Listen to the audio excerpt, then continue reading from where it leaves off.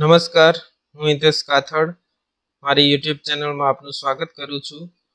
આજે આ વિડીયોની અંદર વાત કરીશું સામાજિક વિજ્ઞાન ધોરણ 7 જેનો પાઠ 14 લોકશાહીમાં સમાનતા। આ પાઠના સ્વાધ્યાયના પ્રશ્નોની વિગતવાર ચર્ચા આપણે આ વિડીયોની અંદર કરીશું। પ્રશ્ન 1, યોગ્ય શબ્દો વડે નીચેના વિધાનોની ખાલી જગ્યાઓ પૂરો। એની અંદર પહેલી ખાલી જગ્યા, વિશ્વની સૌથી મોટી લોકશાહી ધરાવતો દેશ ખાલી જગ્યા છે। ખાલી જગ્યામાં જવાબ આવશે ભારત।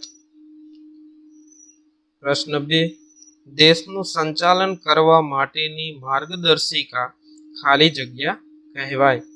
જવાબ આવશે એની અંદર બંધારણ।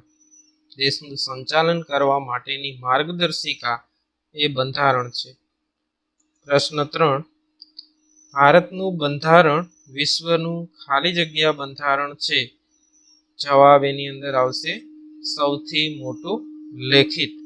ભારતનું બંધારણ વિશ્વનું સૌથી મોટું લેખિત બંધારણ છે। ત્યાર પછી પ્રશ્ન 2, નીચેના પ્રશ્નોના ટૂંકમાં ઉત્તર આપો। પહેલો પ્રશ્ન, લોકશાહી કોને કહેવાય છે?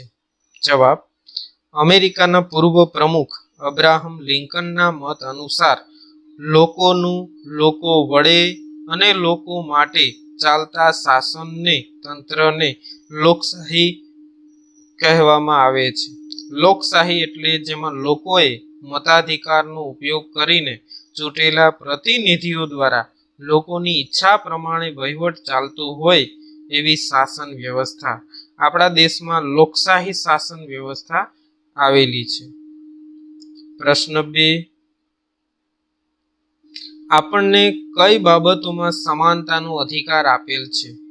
જવાબ, ભારતના બંધારણે સૌ નાગરિકોને સમાનતાનો મૂળભૂત અધિકાર આપ્યો છે। આ અધિકાર દ્વારા સૌ નાગરિકોને કાયદાની સમાનતા તેમજ કાયદાનું સમાન રક્ષણ આપવામાં આવ્યું છે। દેશના બધા નાગરિકોને નીચેની બાબતોમાં સમાનતાનો અધિકાર આપેલ છે। પહેલી બાબત છે જુદા જુદા ધર્મની વ્યક્તિઓમાં સમાનતા। બીજી, વ્યક્તિગત વિકાસમાં સમાનતા। ત્રીજું છે ભાષા કે બોલીના આધારે સમાનતા। ચોથું છે લિંગ આધારિત સમાનતા।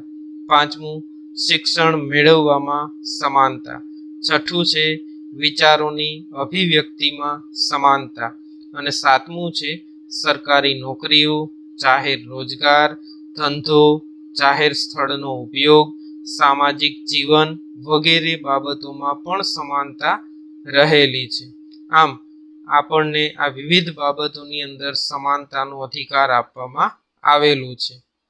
ત્યાર પછી પ્રશ્ન 3, વ્યક્તિના સર્વાંગીણ વિકાસ માટે કઈ બાબત જરૂરી છે? જવાબ, વ્યક્તિના સર્વાંગીણ વિકાસ માટે ધર્મ, ભાષા, જાતિ, વંશ, રંગ કે જન્મસ્થળના કોઈ પણ ભેદભાવ વિના સમાનતાના અધિકારનો યોગ્ય રીતે અમલ કરવો જરૂરી છે। ત્યાર પછી પ્રશ્ન 3, નીચેના પ્રશ્નોના ઉત્તર 1-2 વાક્યોમાં આપો। એમાં પહેલો પ્રશ્ન, મતાધિકાર કોને મળે છે? જવાબ, મતાધિકાર 18 કે 18 વર્ષથી મોટી ઉંમરનો ભારતના દરેક નાગરિકને મતાધિકાર મળે છે।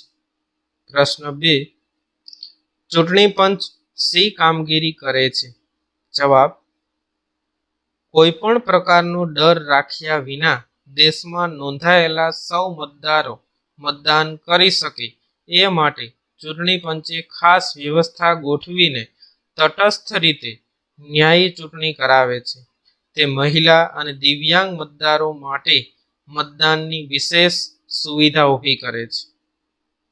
ત્યાર પછી પ્રશ્ન 3, બાળ મજૂરી શા માટે અટકાવવી જોઈએ?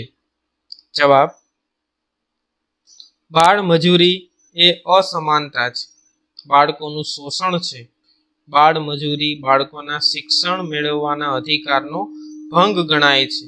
વળી 14 વર્ષ કરતાં ઓછી ઉંમરના બાળકને મજૂરીએ રાખવું તે કાયદાનો પણ ભંગ છે. તેથી બાળ મજૂરી અટકાવવી જોઈએ. પ્રશ્ન 4 ટૂંક નોંધ લખો.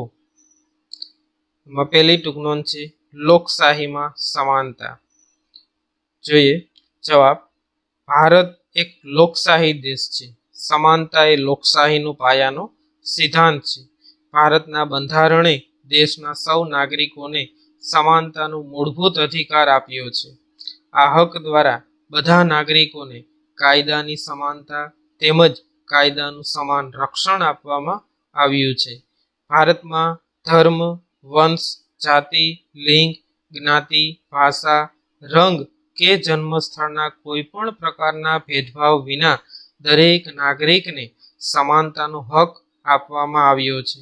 સૌને સરખા ગણી સૌને શિક્ષણ મેળવવાની, વિકાસ કરવાની, ધંધો રોજગાર કરવાની તેમજ ધર્મ પાળવાની સરખી તકો આપવામાં આવી છે.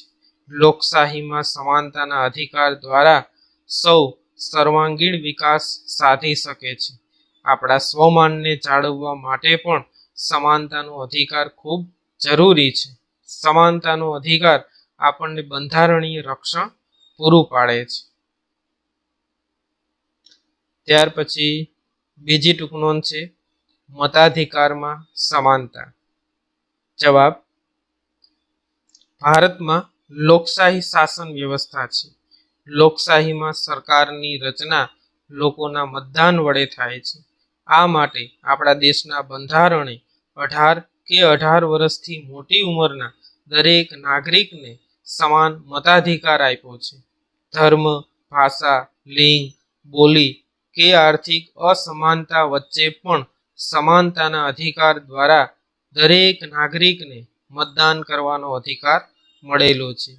મતાધિકાર દ્વારા કોઈ પણ પ્રકારનો ડર રાખ્યા વિના, સહેજ શરમમાં આવ્યા વિના દેશની મતદાર યાદીમાં નોંધાયેલા બધા નાગરિકો મતદાન કરી શકે છે. દરેક નાગરિક નિર્ભીક બનીને મતાધિકારનો ઉપયોગ કરે એ માટે ચૂંટણી પંચ તેને જાગૃત કરે છે. ચૂંટણી સમયે વધુમાં વધુ મતદારો પોતાના મતાધિકારનો ઉપયોગ કરે એ માટે ચૂંટણી પંચ પ્રયત્નો કરે છે.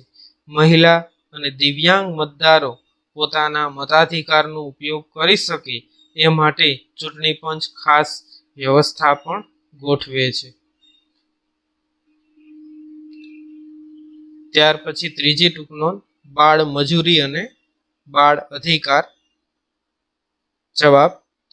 વ્યક્તિના સર્વાંગી વિકાસ માટે દરેક બાળકને શિક્ષણ મેળવવાનો મૂળભૂત અને કાનૂની અધિકાર છે. આપણા દેશમાં દરેક બાળકને 6 થી 14 વર્ષ સુધી મફત, ફરજિયાત અને સાર્વત્રિક શિક્ષણ મેળવવાનો કાયદાકીય અધિકાર આપવામાં આવ્યો છે. તેથી 14 વર્ષથી ઓછી ઉંમરના બાળકને મજૂરીએ રાખી શકાય નહીં. બાળ મજૂરી એ બાળકના શિક્ષણ મેળવવાના અધિકારનો ભંગ ગણાય છે. બાળકોને ભણવાની ઉંમરે તેમની પાસે મજૂરી કરાવવામાં આવે તો તે કાયદાનો ભંગ થયો કહેવાય છે. આ કાયદાના ભંગ બદલ નોકરીદાતાને કાનૂની સજા થઈ શકે છે. અહીંયા આપણે આ સ્વાધ્યાયના પ્રશ્નોની સમજૂતી પૂર્ણ કરીએ છીએ. એજ્યુકેશનના તમામ વિડીયો મેળવવા માટે અમારી ચેનલને સબસ્ક્રાઇબ કરો, લાઇક કરો અને શેર કરો, જેથી કરીને અમારા તમામ વિડીયો તમને મળતા રહે. અસ્તુ. જય હિન્દ.